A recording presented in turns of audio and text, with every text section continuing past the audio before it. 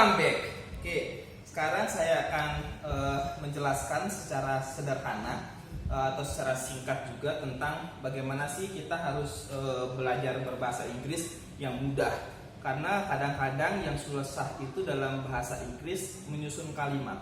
Nah, padahal kalau kita tahu terlebih dahulu pembagian kalimat dalam bahasa Inggris, maka kita akan mudah untuk menyusun kalimatnya atau menggunakan pilihan kata seperti apa untuk menyusun kalimatnya. Ada sekian banyak tipe pembagian dalam kalimat, tetapi sederhananya kalimat dalam bahasa Inggris bisa kita bagi menjadi dua.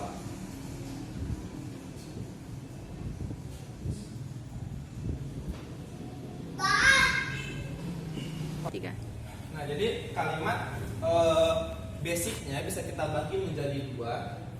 Satu, kalimat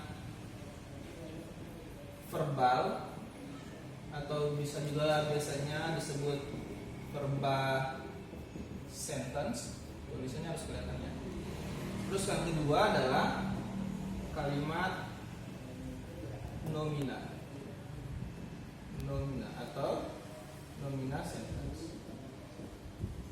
Nomina sentence. Nah, dalam pembagian kalimat ini, baik kalimat verbal dan kalimat nomina memiliki rumus atau cara penggunaan yang berbeda dalam penyusunan kalimatnya. Sekarang kita masuk dulu, yang paling gampang adalah kalimat nomina. Kalimat nomina, pembedanya adalah ini, kata verbalnya di sini. Berarti kalau yang kalimat nomina ini adalah dia tidak memiliki kata kerja utama, atau di dalam sini tidak ada kata kerja utama. Kata kerja utama atau main verb. Nah, tidak ada kata kerja utamanya. Rumusnya seperti apa? Jadi ada rumusnya, cara penggunaan kalimat nominanya. Rumusnya adalah di sini S. Kita S ini adalah subjek. Kita pakai yang penggunaan subject pronoun atau kata ganti subjek dalam bahasa Inggris. Ada 7, I, you, they, we, she, he, dan it. Ini adalah subject pronoun atau kata ganti subjek dalam bahasa Inggris. Boleh kita taruh nama, misalkan Susi, seperti itu boleh. Tapi ini adalah kita lebih mudahnya kita menggunakan subjek pronoun dalam materi bahasa Inggrisnya. Setelah itu, setelah subjek, kalau kita mau membahas kalimat nomina, maka dia disertakan dengan to be-nya. Yang seperti kita tahu, to be-nya I adalah am. You, they, we, to be-nya adalah are. She, he, it, to be-nya adalah is. Nah, jadi ini to be-nya. Jadi I am, you are, they are, we are, she is, he is, it is. Jadi ini subjek pronounnya, kemudian ini adalah to be-nya. Setelah to be, ya kita menggunakan to be present. Setelah to be adalah complement. Complement atau pelengkap. Nah, dalam bahasa Inggris ada 3 kita bisa taruh. Yang pertama adalah adjective atau kata sifat. Kemudian ada noun atau kata benda. Berikutnya adalah adverb atau kata keterangan.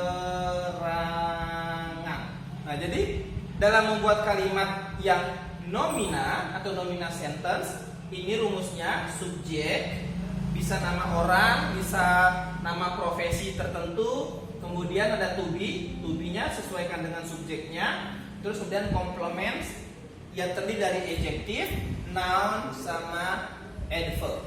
Oke, lihat dulu baik-baik.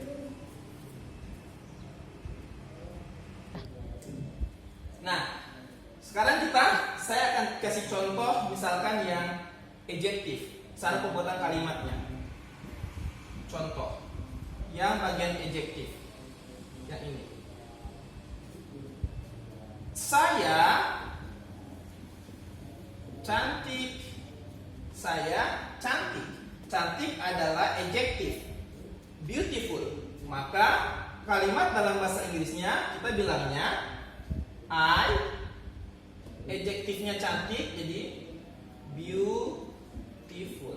Tapi ingat, dari subjek dengan adjektifnya ada to be-nya. Jadi tidak bisa kita bilang I beautiful, tapi kita harus letakkan to be-nya. Maka bentuknya gini, I am beautiful. Ini yang adjektif. Jadi I am beautiful. Kalau cuma nulis I beautiful salah. Jadi harus I am beautiful. Sekarang yang noun. Sama rumusnya. Noun dalam bahasa Inggris profesi juga termasuk dari noun. Misalkan kamu adalah seorang guru bahasa Inggris. Kamu adalah seorang guru bahasa Inggris. Maka kamu, kita lihat subjeknya you. Maka kita tulis di sini you. Seorang tapi di sini guru bahasa Inggris, maka dia bukan lagi am, karena di sini bentuknya nanti gini, an English teacher. Kenapa am? Nanti kita akan jelaskan di video-video selanjutnya. Jadi yang sekarang kita end dulu. Nah, ingat setelah subjek, complement, noun.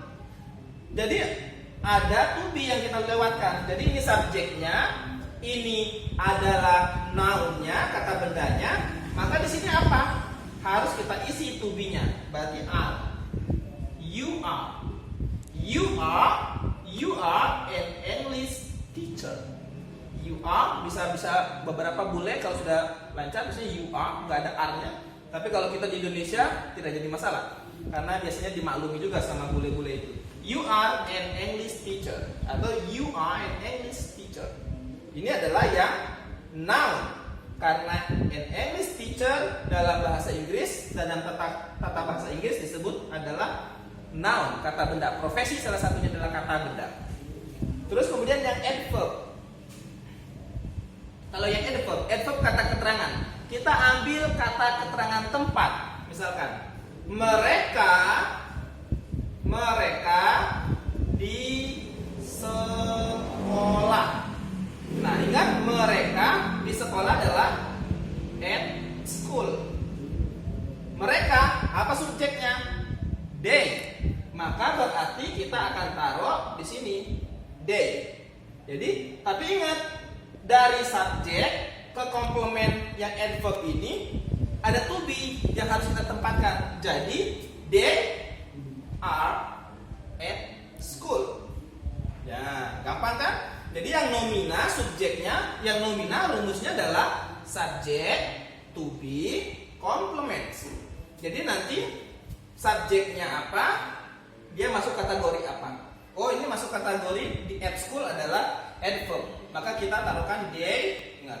Jadi selama kita akan berbicara dalam bentuk format kalimat nomina, maka rumusnya seperti ini: subject, to be, complement. Jadi bisa terdiri dari adjective, noun, atau juga adverb. Oke, seperti ini. Biar bisa disalin dulu, ditulis. Oke, ini contoh soalnya. Yang ada kamu di rumahku, mereka marah. Boleh kita ganti biar ada adjective, ada adverb, adjective. Di sini kita taruh misalkan dia seorang penyanyi. Dia seorang penyanyi. Seorang penyanyi. Nah, kamu di rumahku. Ingat tadi rumusnya, kamu berarti subjeknya you, artinya jadi you. Di rumahku, at my house. Nah, ini adalah kamu subjek, at my house atau di rumahku ini masuk complements yang berarti adverbnya. Maka dia harus ditemani, harus disambungkan antara subjek dengan complements ini dengan to be-nya. Jadi ingat, you to be-nya adalah are. Jadi you are at my house. Kemudian mereka marah. Marah, angry, jadi they angry. Maka lagi, ini adalah subjek, merekanya. Marah adalah adjektif. Kita ingat rumusnya, subjek ada to be baru adjektif, sehingga ini to be-nya yang harus diisi. Apa to be-nya? They are. Jadi they are angry. Terus kemudian ini dia dalam kurung P, berarti dia untuk perempuan, kan untuk lelaki berbeda. Jadi dia seorang penyanyi. Seorang penyanyi adalah a singer. Dan dia yang bagian she, maka kita bilang di sini she a singer. Ini subjeknya, ini subjeknya, kemudian ini adalah noun-nya atau ya noun atau complement tadi, maka di sini harus dibantu dengan to be-nya, yakni is. Begitu. Jadi she is a singer, they are angry, you are at my house. Jadi to be ini harus ikut selama kita berbicara dalam format kalimat nomina atau nomina sentence. Begitu. Silakan dicek. Oke, itu sederhananya. Jadi dalam belajar bahasa Inggris, agar kita gampang dalam menyusun kalimatnya atau bisa dengan PD, oh ini saya menggunakan kalimat apa, harus seperti apa formatnya, maka harus hafal tentang pembagian kalimat dalam bahasa Inggrisnya. Jadi ini adalah materi awal kita tentang kalimat nomina. Jadi kita nanti akan ketemu lagi di video-video berikutnya tentang bagaimana membuat kalimat yang tadi verba sentence-nya. Jangan lupa subscribe and share. Terima kasih. Ini lah.